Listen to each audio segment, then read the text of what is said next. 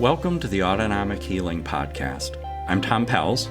And I'm Ruth Lorensson. We'll be unpacking what it looks like to activate your brain to holistically manage stress and trauma that bring healing to the mind, body, and spirit. Being free to live authentically as humans.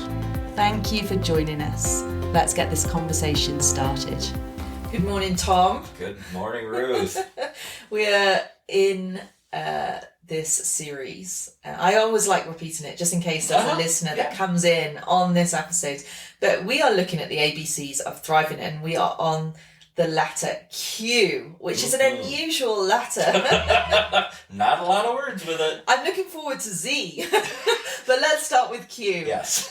So do you want to share what we're going to be talking about today? Yep. Q, I'd given that a lot of thought. There aren't a lot of words with it, but there are some really, when it comes to thriving, there are two words particularly that come to my mind and came, and that's quiescently questing. Quiescently questing.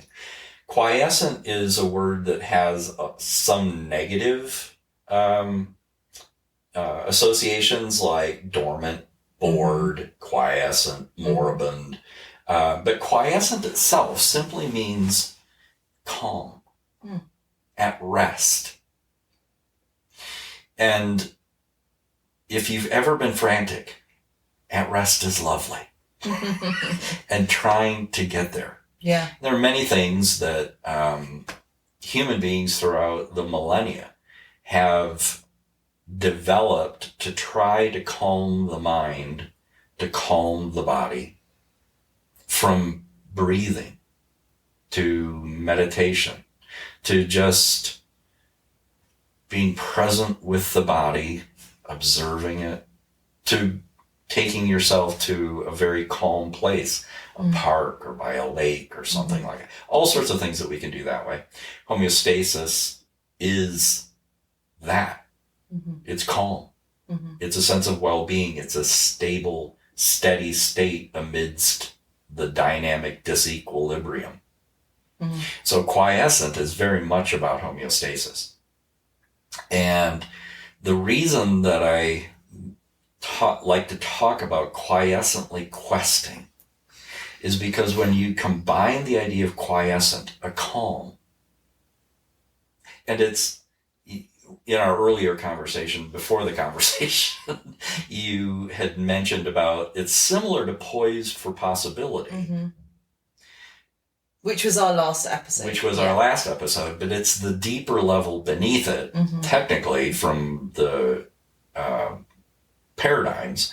It's in rational intimacy, where poised for possibility is about that gifting, that grace, and the possibilities that can come. It's the foundational experience of rational intimacy in that first space, which is a sense of contentment. And there can be stress indeed, but we can have that sense of contentment. That's what I think of when it's quiescent.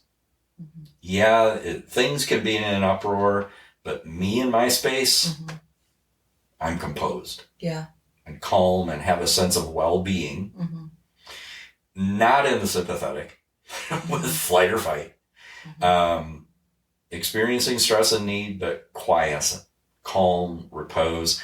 From a perspective of the neurobiology that's involved, the sympathetic is flight or fight.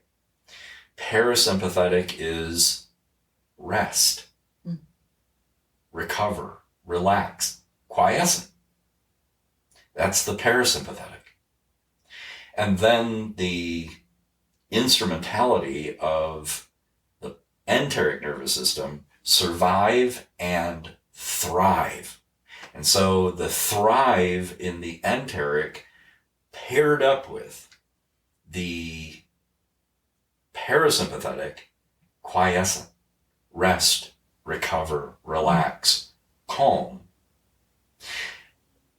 is not only the foundation for the starting place for the quest, but is and can be the character of the experience of the quest itself. And quest, love the word. One, because I'm a huge sci-fi fan and fantasy and all that. There's always a quest. Somebody is on a quest. But quest means a search. Trying to discover something, trying to find something. But that's what the word quest means. It's this journey toward. And that quest may be short, it may be long, it may be easy, it may be arduous. But the journey, the quest, searching for something. And what human being isn't searching for something? Yeah. Searching for significance or purpose or direction or significance. Well, I think life is life is a quest, and then that within that quest of just life, there are some more specific quests that we might be on. It might be around we're searching for our meaning in our career, or we're so there's these little kind of specific quests, I think, within the big quest of life, because we are searching in life. I think so much so. But I think is life. Yeah.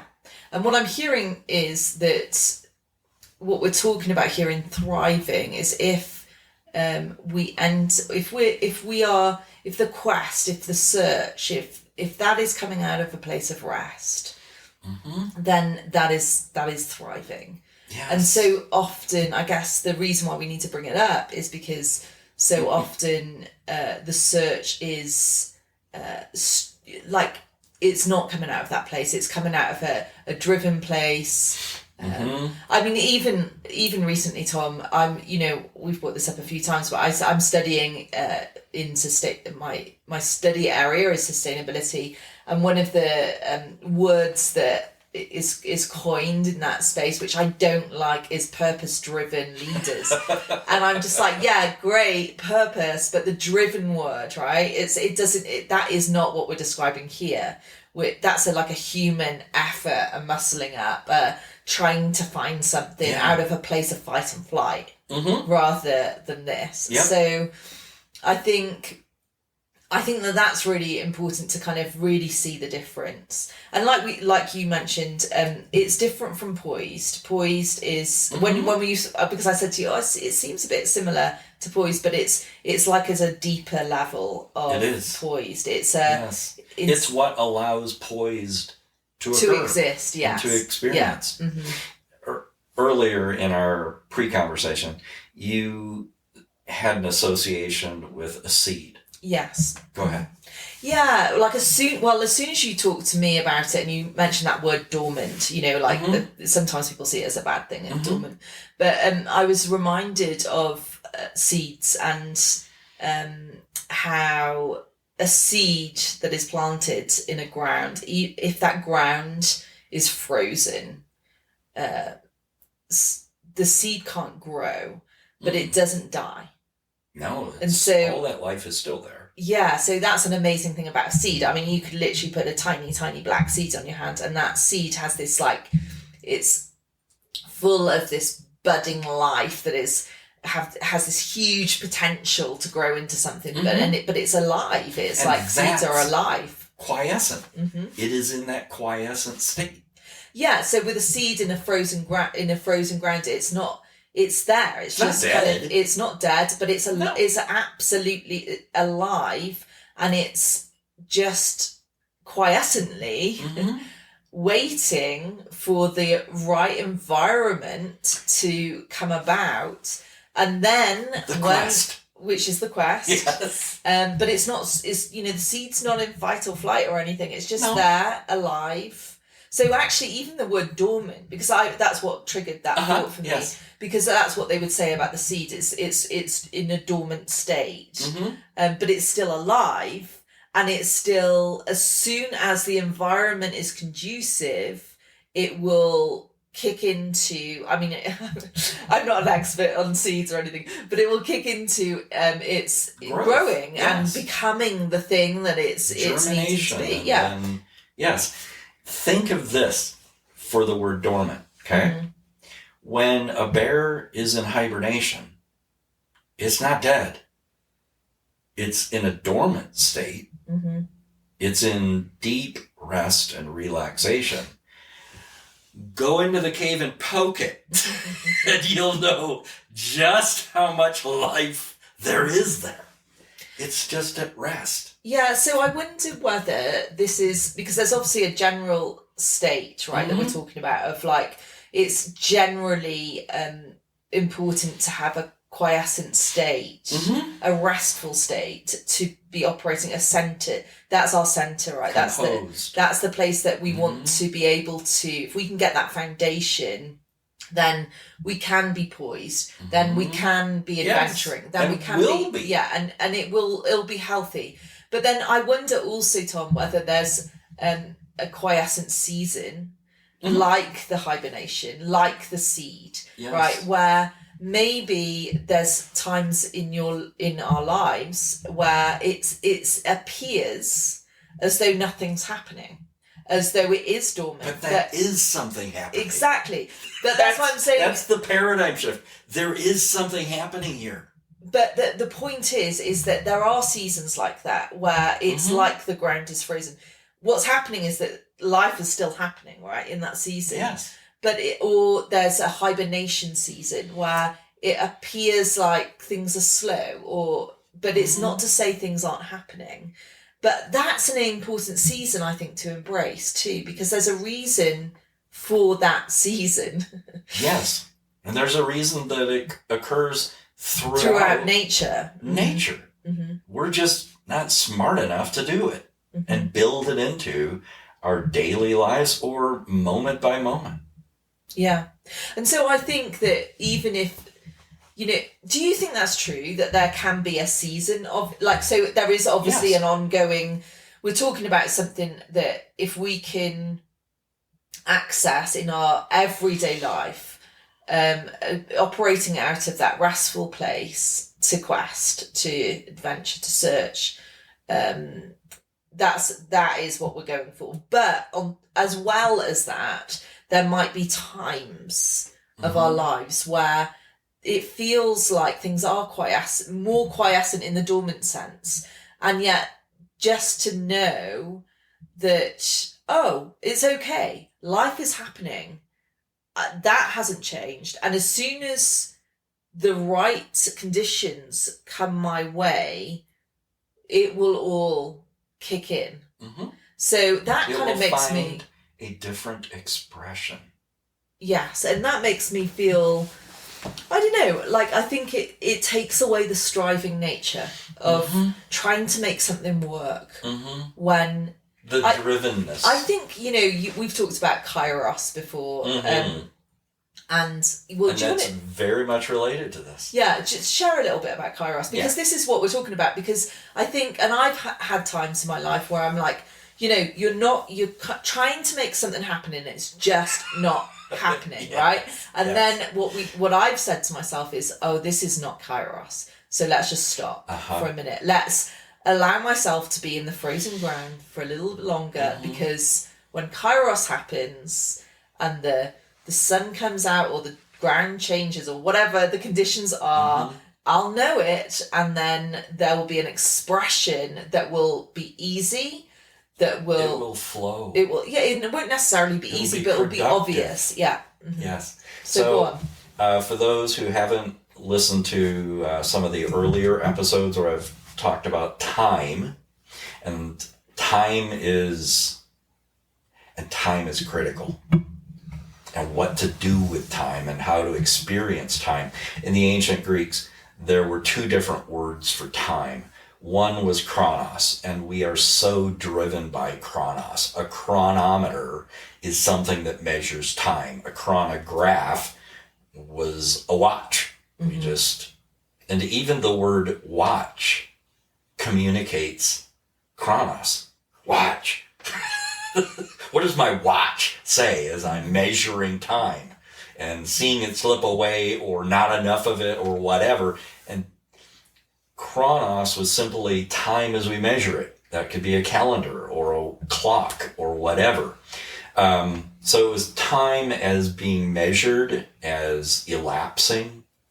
And then they also had the word kairos.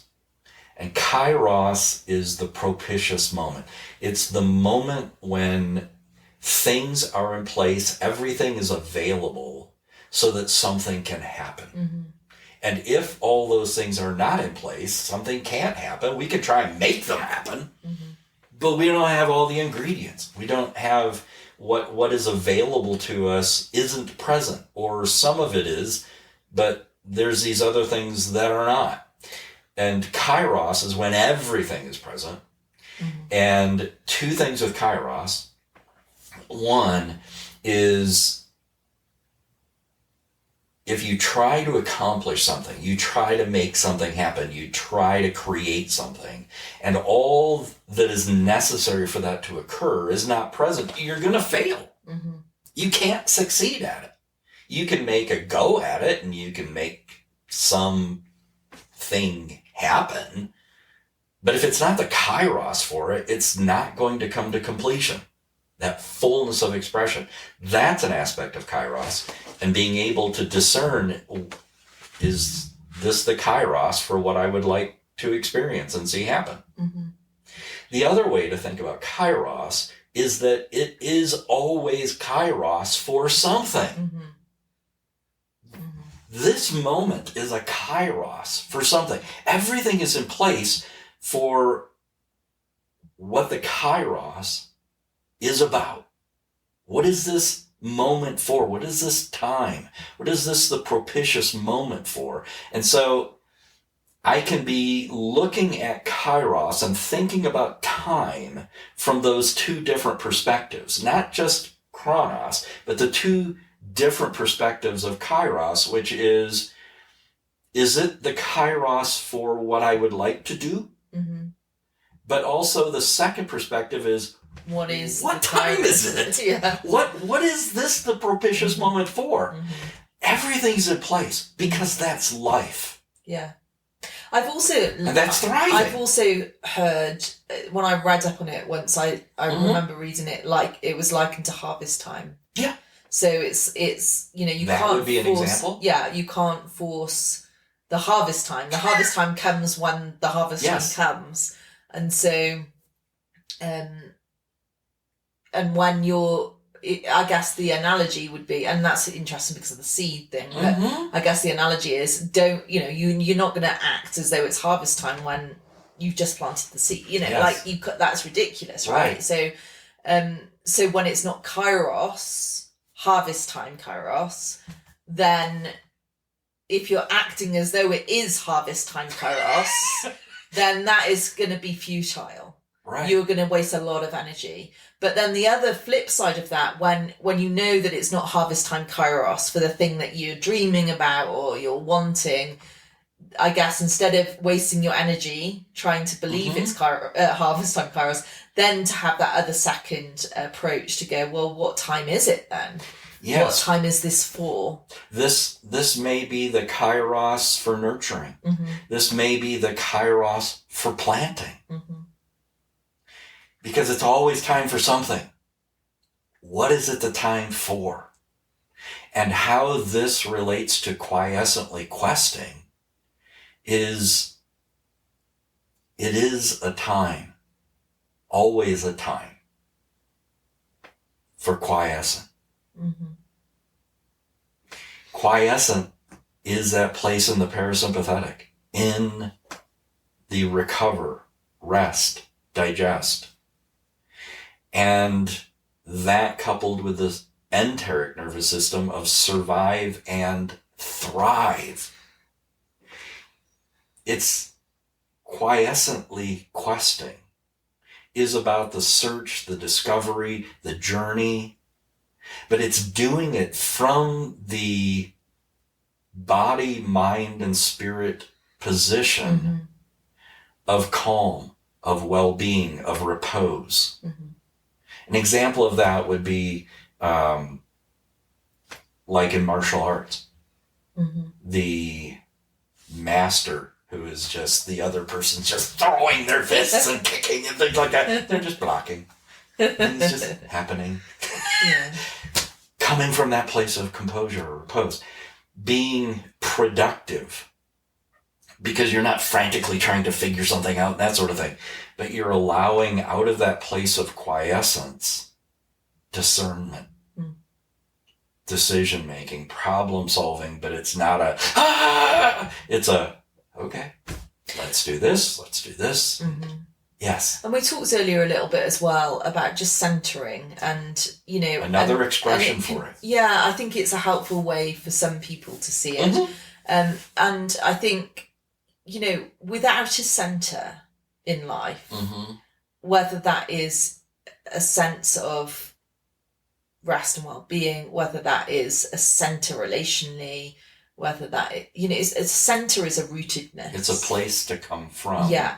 And quiescent is that place. Yes. And so, but I think the opposite, Tom, and I do think, so what I'm trying to say here is, I think our culture actually, so I wonder whether some of the reason for stress and a sense of franticness and a sense of fight and flight is because people are doing all the questing and the searching and the adventuring without a center. Mm-hmm. And when you think of it like that, you just kind of, for me anyhow, I think, oh, of course, you're literally running around, you're running ragged, Yes. So I think everyone, and you said earlier that every culture in the world has a centering practice. Mm-hmm. And I think that this reminds me of that, of actually we need a center. What is our centered, rooted place from which we operate from? Mm-hmm. And I think quiescence is that.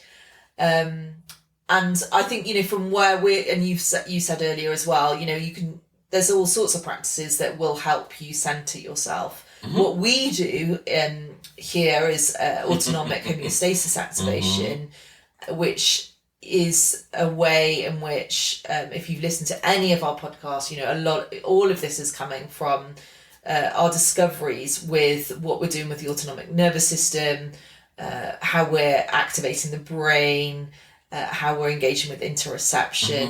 Mm-hmm. But can you just share a little bit, because we haven't talked about it for a while, but just how AHA, we call it AHA, aha moments, AHA, the practice of AHA. I mean, obviously you can't share everything, but AHA is a centering practice that helps us attain this state of rest, this state of calm, this state of well-being in our physical bodies, in our perceptions, and actually also in our spiritual well-being. Mm-hmm. Do you want to just share a little bit?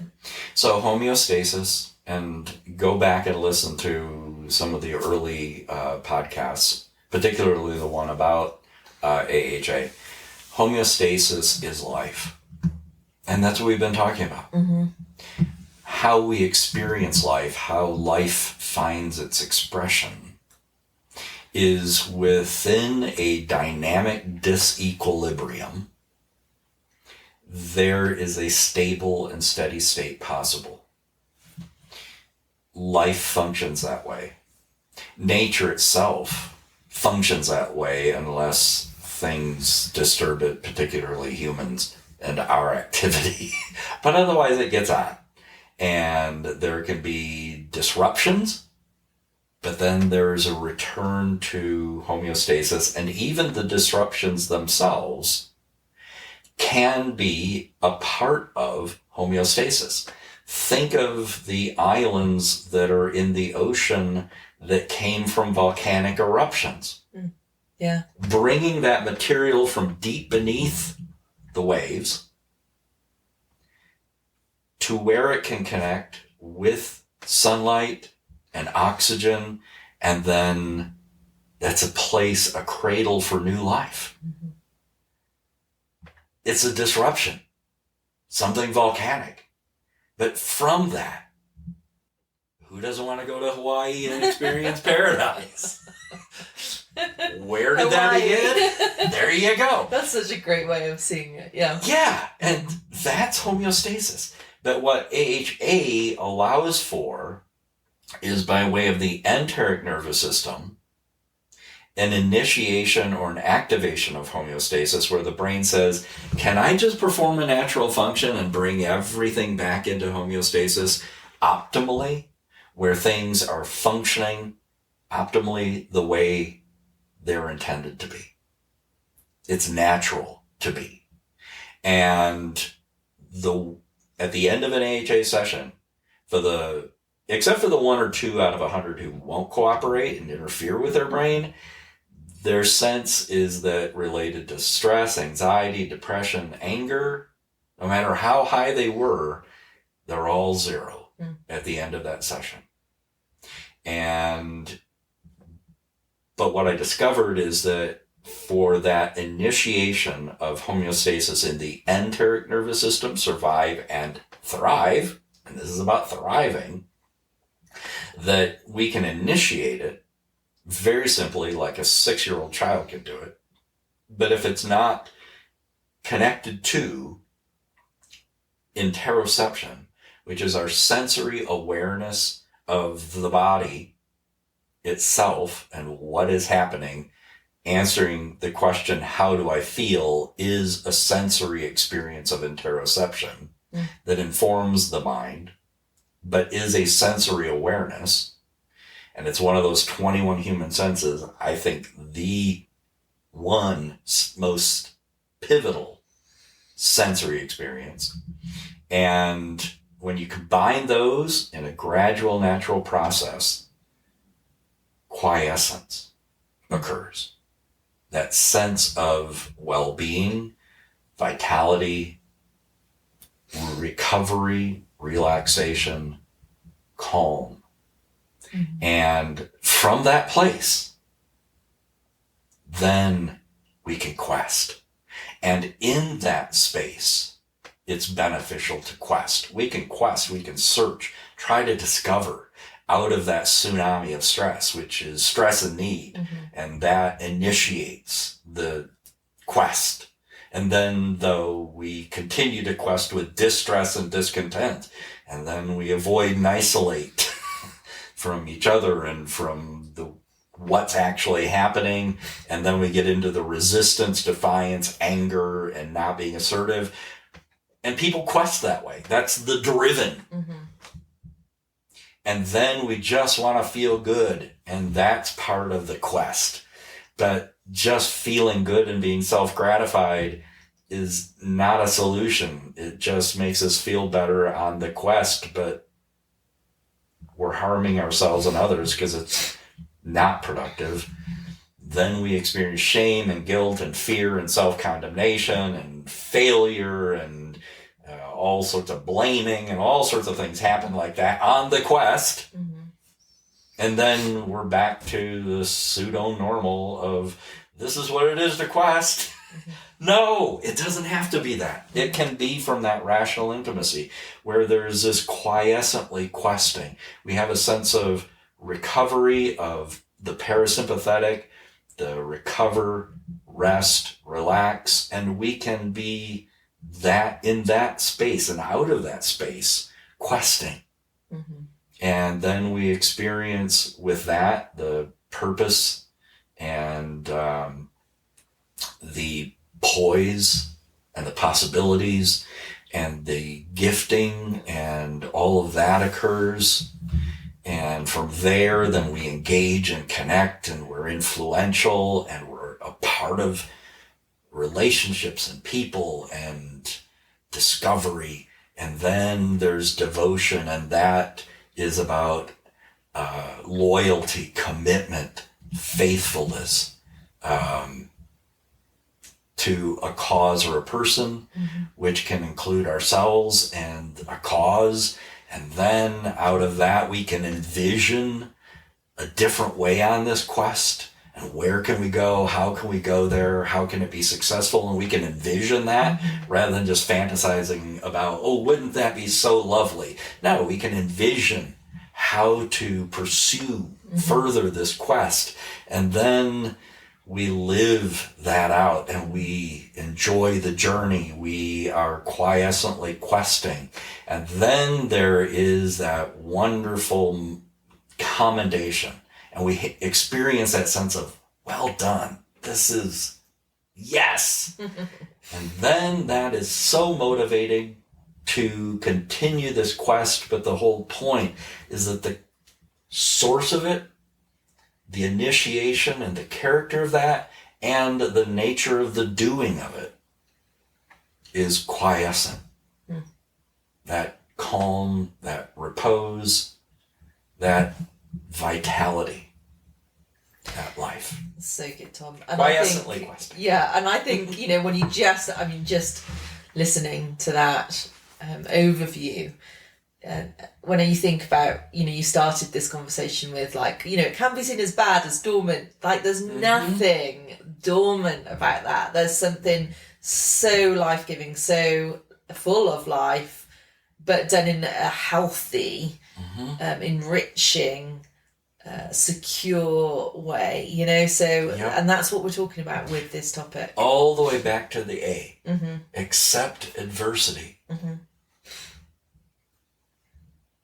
There is adversity. That's a part of life. But where we can accept that, and as we quiescently and from a place of well-being experience accepting adversity, the ABCs just continue to go. Well, I've enjoyed this conversation and we will reconvene in our next letter. You've been listening to the Autonomic Healing Podcast. Join us next time as we continue in our conversations with Tom. If you're interested in pursuing your own autonomic healing journey and want to find a practitioner, visit our website, innerworkings.org. See you at the next episode.